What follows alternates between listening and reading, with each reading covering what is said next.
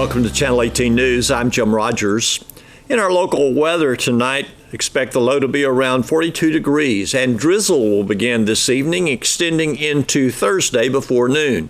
On Thursday, cloudy but gradually becoming mostly sunny with a high near 47 and a low Thursday night around 39 degrees.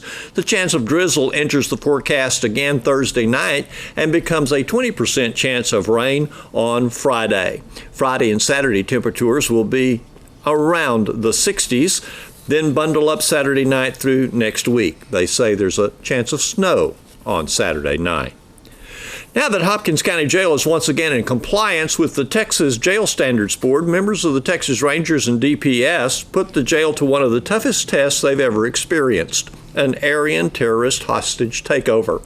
Sheriff-elect Lewis Tatum said it presented the opportunity to test his "it ends at the jail" theory for such an event. The event was a first for Hopkins County Jail, and to Tatum's knowledge, a first for any jail in Northeast Texas. Tuesday afternoon, a number of officers acting as terrorists took over Hopkins County Jail, presenting a scenario of beatings and killing jailers and taking over the central controls to the jail.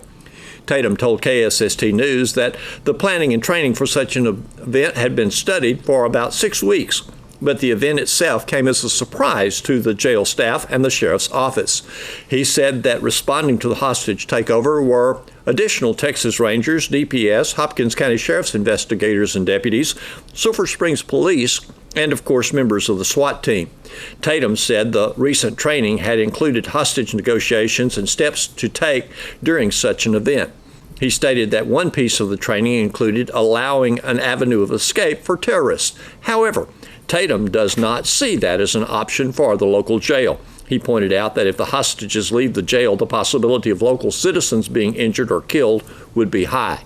He stated that it ends at the jail, noting that the scenario, law enforcement and other inmates would have died. He said the price outweighed the potential of citizens being harmed. He pointed out that in the initial takeover, some jailers were killed in the enactment as terrorists entered and began their assault. The training proved beneficial to the various law enforcement agencies, including those in the action. He stated that what was learned was not pleasant, but was most helpful in preparing for a hostage event should one take place.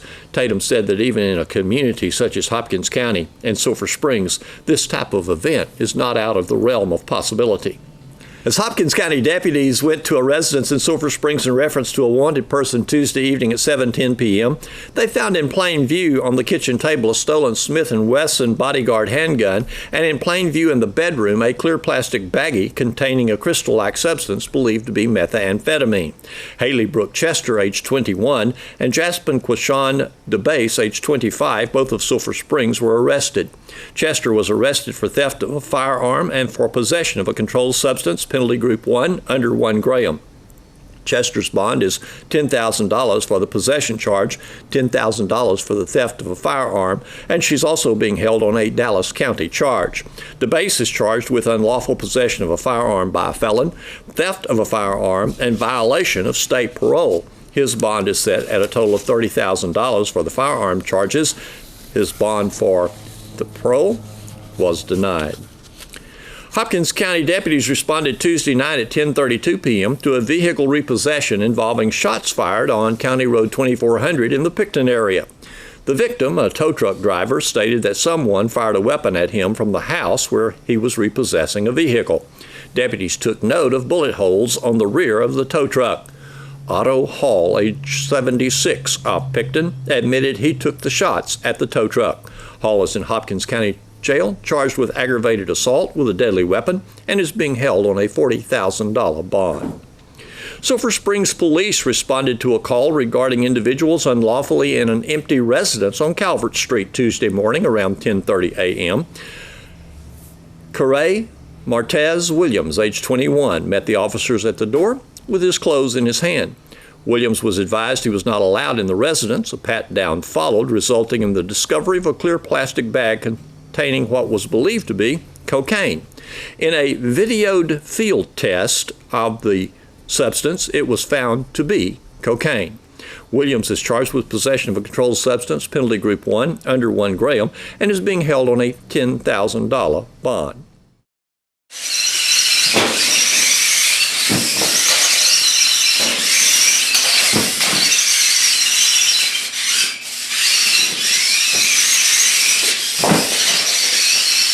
Two teams in the Cumbie High School robotics program are now qualified for national and world competition. The world competition will be broadcast on ESPN. Both teams developed robots that would toss 12-inch by 12-inch bean bags and jacks, as in the toy, of the same size in competition with other robotic teams. We spoke with the two teams and with Lee Gifford, robotics instructor at Cumbie High School. Grabs the stars that are on the field and the cubes, and then it throws them over the fence to the far zone or the near zone, whichever way it decides to follow the claw. And the claw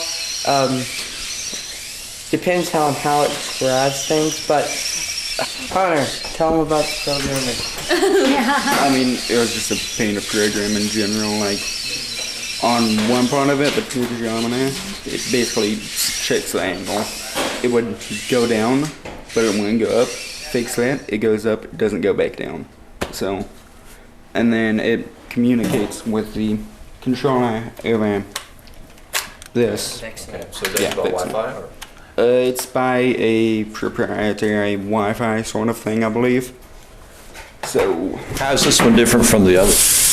The lift is a little bit shorter, so it can lift weight easier. This one is 2 inches shorter, and then the claw, instead of being made out of angles, is made out of C-channels that have been bent to allow a larger capacity. And it has these little teeth things which allow it to, if you have multiple stars and they start kind of slipping, it'll bend with them, which will allow them to catch. And it can reliably get 3 to 4 stars and 2 stars in the cube at the same time. And this also runs off a battery? And yes, 2 batteries, and one's on the power expander and one is on the cortex, the brain.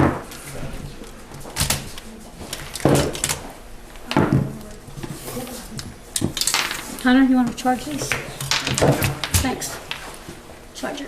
Also, this one doesn't work off a potentiometer code as far as for stopping the lift. It just has a simple bump switch. So basically when this slams down right here, it cuts motor tension to where I can't continuously try to lower the lift, install our motors out, and break things. That's where the difference comes into play. We do that on our own. We don't have to have that helping us. Operates off the same kind of... And then it's got pretty much the same thing as far as the potentiometer right here. As far as that does is whenever the claw's like this, it has motor tension that's pulling it back this way.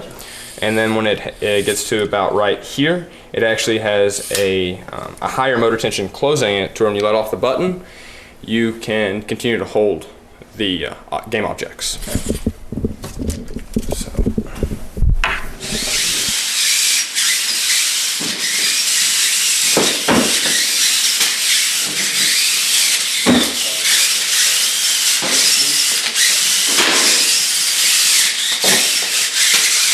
Tell us what they qualified for. They have qualified for nationals and worlds by being, well, as of right now we are qualified. They've ranked number 13 and number 41st in the world, and so that's a pretty big deal to us. And on March 13th, if they're still in the top 50, then they're going to go to worlds and nationals. So, and one team is definitely going to nationals. He has a spot that's not based on any changes, so they're pretty excited. So.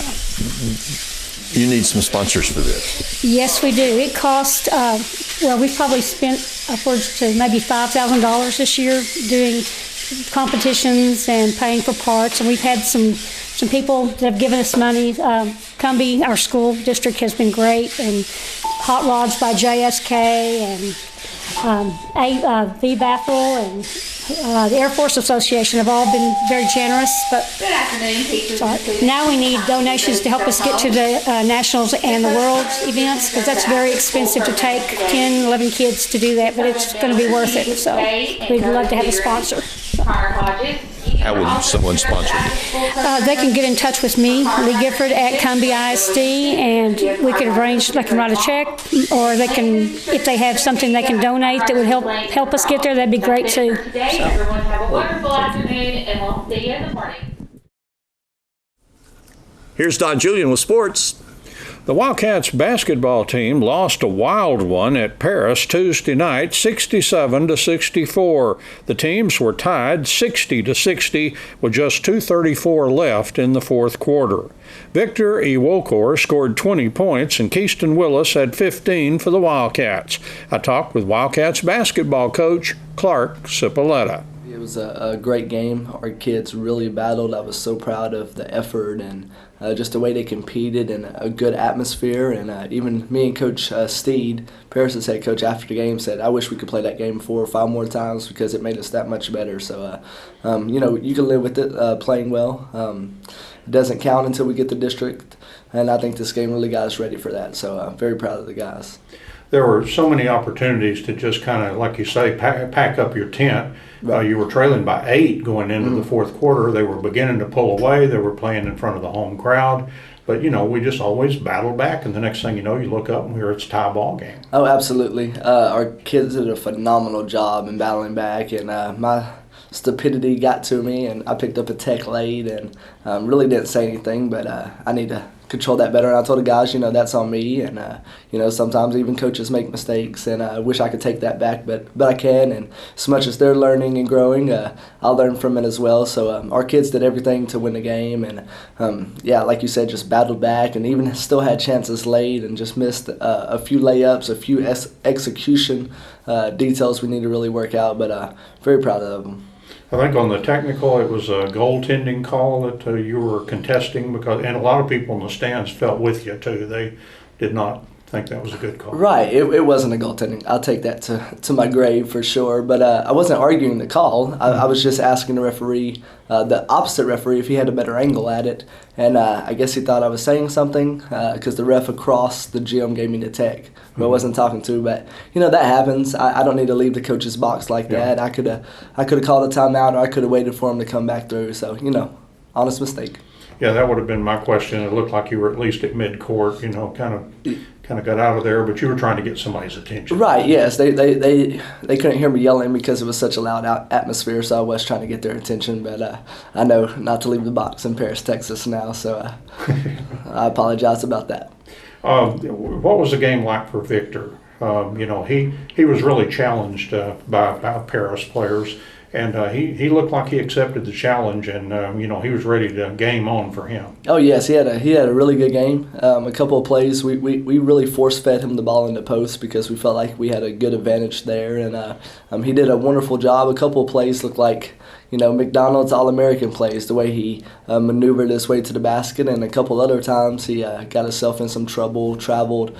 So we just really have to work on the basics there and just keep pushing to get better. But I thought he really played well, stepped up, and not just him, but I think the whole team did as well. Yeah, I think Keaston Willis Victor had 20, I think Keaston had 15, and there was one time there, third, fourth quarter, where he really kind of began to really exert himself. Right, absolutely. He really stepped up and scored big for us, and I thought Bryson Lynn had a big night, especially offensively. I didn't get to play him late as much as I would like. I kind of sat him late, and I had to go more defense because we just couldn't stop what they were doing. But he carried us a load too. Ch.18 was big late. He hit a couple of big threes. So, like I said, just a really group effort in battling back, so I was really proud of him. Now you get Royce City. They'll be coming in and playing in the middle school gym. That'll be your game 7:30 on a Friday night. Any worry with playing, so familiar a team we kind of handled the few times we played them? It's kind of district games are coming up. You worry about a letdown, or you think they'll come back after this Paris game? I'm very worried. We've played them about 3 or 4 times and beat them every time, but it's always a close game because they played so hard. They shoot the ball really well. They're well coached. It's a scrappy team and very undersized, but they get after it. They'll mix in some defenses, so I'm always worried about playing them. I hope our guys will step up to the challenge and really focus on just our game and control the tempo, and I think if we do that, we have a good chance to win. they beat somebody last night, and their record's pretty good. They've got a pretty good record. They're a pretty good team. They're not somebody doormat or anything. No, absolutely not. They'll be able to compete in their district, and they have a really tough district. Just their ability to shoot the ball and how fast they play. It's kind of a fun style to watch. So it should be an exciting match. We're a little slower at points than they are, just because we're a little bigger, and so it should be a good matchup. Kind of a clash of two different styles. So I'm looking forward to it. Once again, the Lady Cats basketball team used their tough defense in a 40-17 win over Greenville in the district opener at Greenville Tuesday night. Greenville managed only 2 points in the second quarter and no points in the fourth quarter. Kaylee Jefferson scored 16 points for the Lady Cats. I talked with Lady Cats basketball coach Jeff Chapman. They tried to hold the ball. It was such a low-scoring game. It was 40-17, but they would come down even when they got down, and they would hold the ball for at least a minute, 30 seconds to a minute, and maybe longer. They would get way up by the half-court line, and they'd pass it out, and I wouldn't let my team go out there and cover them because they wanted to penetrate and get shots or penetrate to the basket. They didn't have a low-post game pretty much. And we just wouldn't allow it. We were guarding the three-point line with everything we had, and we started to trap them when they held the ball. We went to a half-court trap. They were obviously ready for a half-court trap that we normally do, but we had to switch up. And once we switched up, we did that, and then that seemed to be effective. But they were just content to hold the ball out. And I thought it was when they went up by 1 or 2, that's what they were going to do. But even when they got down by 10 or 12, they still did the same game, which I don't get, but she knows her personnel better than I do. Yeah. Any concern, another kind of a slow, lethargic start? I think we trailed after the first quarter 8-5. It kind of seemed like, I don't know, it could have been anything. It was 3-2. When we scored 2, they scored 3. Then it got to be 5-6. So it was kind of like that. And they had 10 points at half. Yeah. Then, let me think. No, I think they had 17. Yeah, after 3. Yeah, after 3 was it? After 4. Okay. Well then, but I'm just saying they didn't score either one of the quarters at all. At fourth quarter. Fourth quarter. Yeah. So.